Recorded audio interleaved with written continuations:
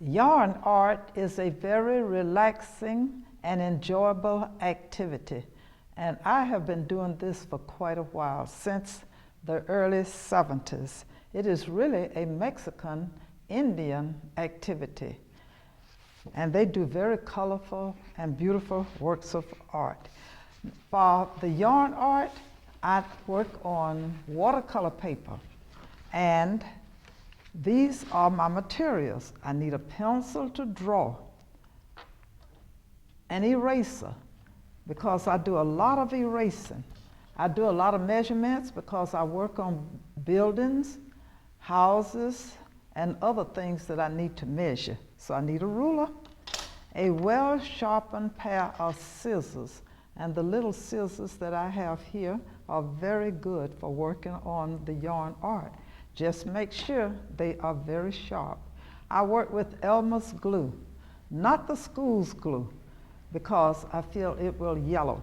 And then whenever I get things drawn, I usually will take the crocheting thread and glue to all of the lines that I have drawn before I start putting the colors on. And this is crocheting thread. I also use a wide variety of colors of yarn, and any thickness will work. I am going to use this today to demonstrate because I'm working on something that is outdoors, and it needs a lot of green. This will also work on this that I have drawn, because I need some colors for the ground, the dirt and the gravel and the other particles, sand, dirt. I also like to use very bright colors, and most of my yarn art is very colorful. Once I get my idea, I will draw the yarn art onto my watercolor paper, the idea for the yarn art on the watercolor paper. After I get through drawing that, then I take the macrame thread and I will glue to all of the lines that I have drawn. When I finish that, I am ready to start gluing the yarn onto the paper, and I will demonstrate just a little. But before I do that, you can see that I have a lot of dots on here because I want it to look like I'm painting, maybe like pointillism or impressionism with a lot of tiny brush strokes.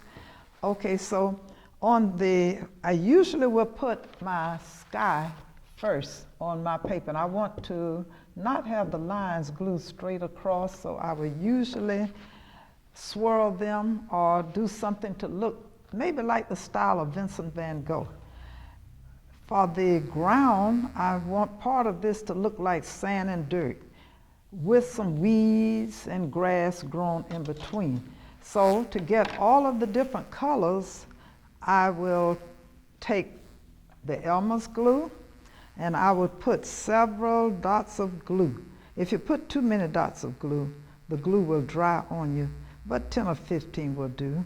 And when I have this glue in place, and I don't use a whole lot of glue, I will then take the yarn, the end of the yarn, press down into the glue, my scissors, and cut as close as I can to the background.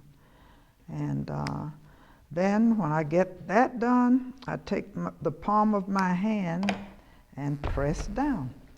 Okay, then, okay, you see that this is cane grinding and making syrup, cooking syrup.